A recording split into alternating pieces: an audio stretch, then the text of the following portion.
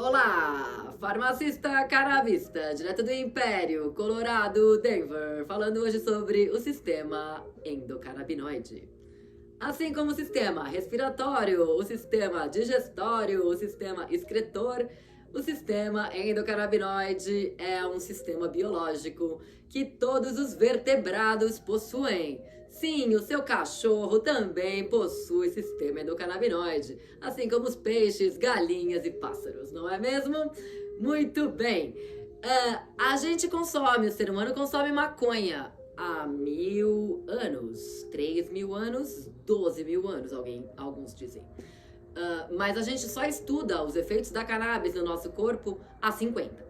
Então, não sabemos muito menos sobre o sistema endocannabinoide. Mas estamos estudando, não é mesmo? As informações foram retiradas deste livro aqui. Eu não invento nada, eu copio tudo. Aliás, preciso pedir direitos autorais pro nosso amigo. E aí, 1940, descobriram o CBD, o cannabidiol, que em inglês fala cannabidiol. Muito bem, mas foi só em 64, ano do golpe no Brasil, o primeiro golpe, que o Dr. Michelin e o Dr. Gaoni caracterizaram e sintetizaram a molécula do THC. Esta linda substância presente de forma considerável na maconha e que é responsável pelos efeitos intoxicantes. Muito bem. Ambos canabinoides, o CBD e o THC, são psicoativos, porque ambos têm efeitos no nosso cérebro. Mas apenas o THC é intoxicante, e isso significa que chapa. Muito bem. Aí todo mundo começou a pesquisar o mecanismo de ação. Puta, olha lá, o Dr. Michelin descobriu lá o THC, velho. Como é que essa parada interfere com o nosso cérebro?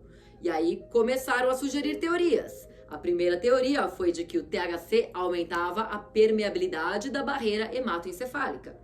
Ao que rapidamente outros pesquisadores já descartaram e falaram: não, amigão, não é muito bem isso.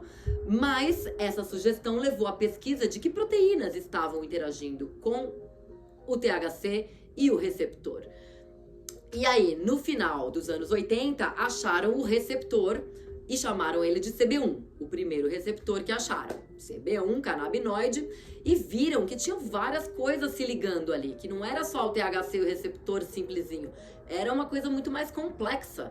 E aí, eles falaram: acho melhor a gente chamar isso aqui de sistema, porque isso aqui tá muito complexo pra gente falar que é só uma paradinha. Isso aqui é um sistema inteiro que a gente tá discutindo. E aí chamaram de sistema endocannabinoide. Muito bem. Em 1990, o Dr. Lumis Hanus identificou a anandamida e viu que o THC se ligava no mesmo receptor da anandamida. E aí, o que faz o sistema endocannabinoide, né? Já tá falando há 3 minutos e não explicou ainda.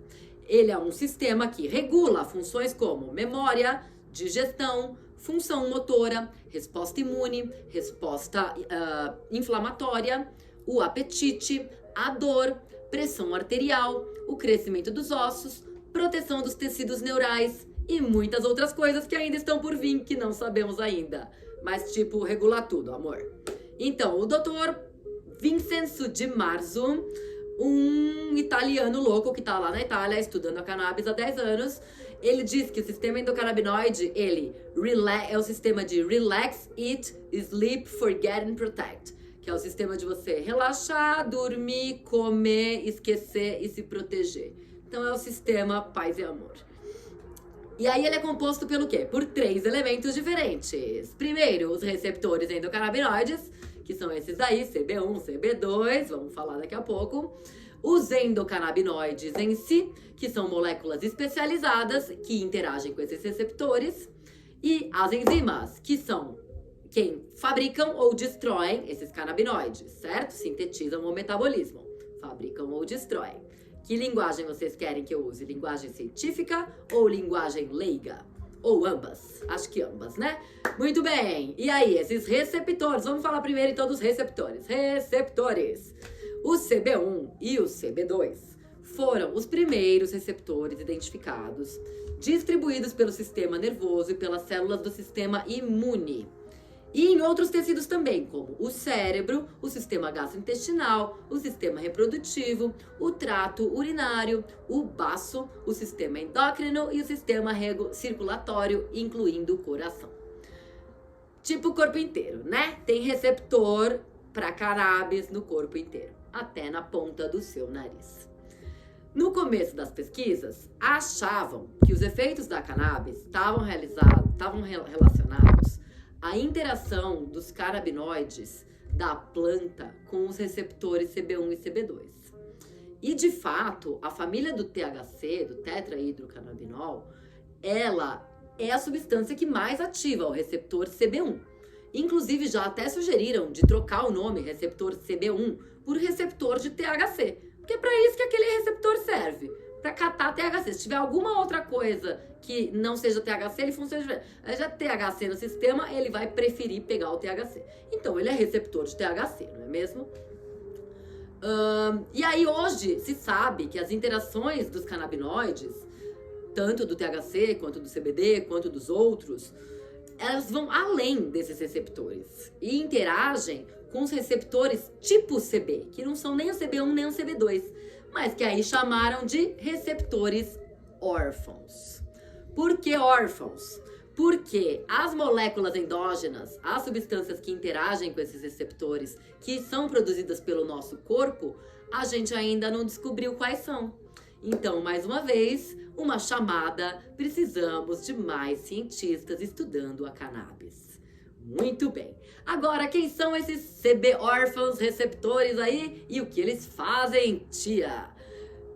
Receptor CB órfão GPR55 parece estar ligado à energia e homeostase e desregulações como diabetes e obesidade. Anota aí, guarda a informação. O outro órfão é o GPR18. Parece regular funções diversas que vão desde a pressão intraocular, então tá ligado com glaucoma, até a migração celular, o que inclui endometriose e formas de metástase, doenças que se propagam por metástase. Terceiro órfão, GPR30, ligado à resposta do estrógeno. E o GPR19, que funciona como um sensor de gordura para reduzir a ingestão de comida e o ganho de peso. Ele é receptor transitório dos canais vaniloides, certo? TRPV1. Talvez alguém veja algum sentido nisso. Associado com a transmissão da dor e também conhecido como receptor da capsaicina, o princípio ativo da pimenta. Então, quando você come pimenta baiana e sua, é porque se ativou seu GPR19. Muito bem, aí temos também as enzimas. Vamos conhecer as enzimas. Depois que descobriram os receptores, no começo dos anos 90, a procura foi pelas substâncias que se ligavam a esses receptores. Aí acharam a anandamida e o 2-AG e chamaram isso de endocannabinoides, porque esses são os produzidos por nós mesmos, não são os da planta.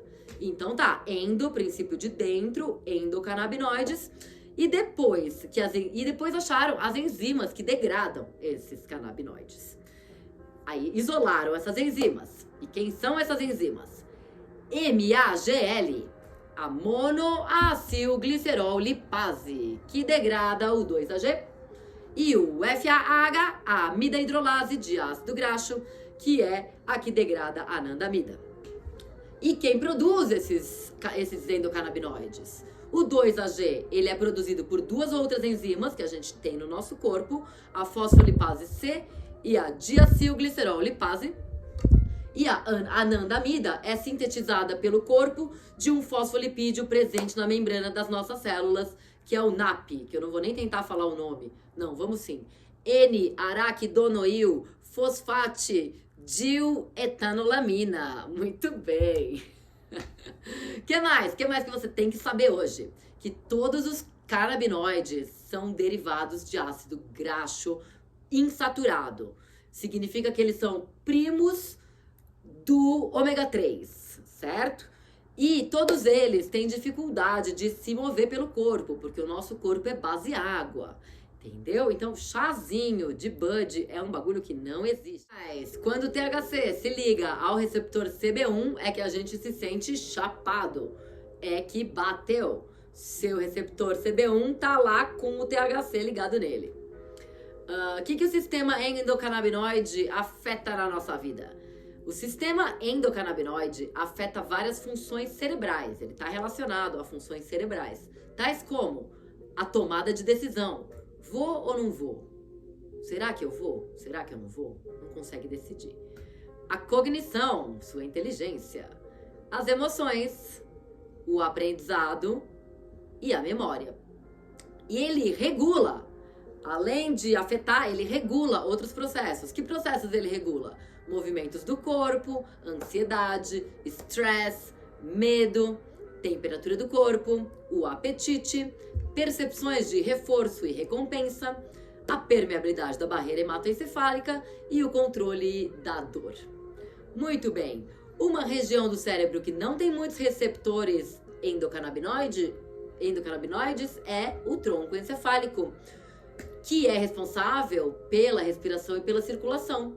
E isso é a razão, esse é o motivo pelo qual não existe overdose de cannabis. Ninguém morre de uma parada circulatória, de uma parada respiratória ou de uma parada cardíaca por fumar maconha. Coisa que acontece com opioides, acontece com heroína, acontece com cocaína, acontece com outras drogas.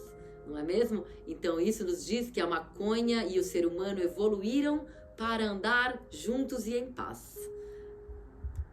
E que mais? Até pouco tempo se acreditava que os receptores CB2 só existiam em células imunes do sangue, nas amígdalas e no baço. E aí, desses locais, os CB2 controlam a liberação de citocinas, que são proteínas imunorregulatórias, envolvidas no processo inflamatório e em funções gerais de imunidade. Muito bem, mas agora temos novos estudos, a tecnologia está avançando e agora a gente já consegue ver as coisas, a gente já consegue ver as moléculas. E aí tem o Dr. Vincenzo Di Marzo e a doutora Fabiana Piscitelli, lá na Itália, que estão propondo um modelo chamado endocannabinoidome, que significa isso, um domo, um guarda-chuva que abraça outros compostos que parecem com os canabinoides, indicando que ainda tem muito a ser pesquisado. Não sabemos quase nada, precisamos estudar mais. É isso aí, faça uso responsável das drogas.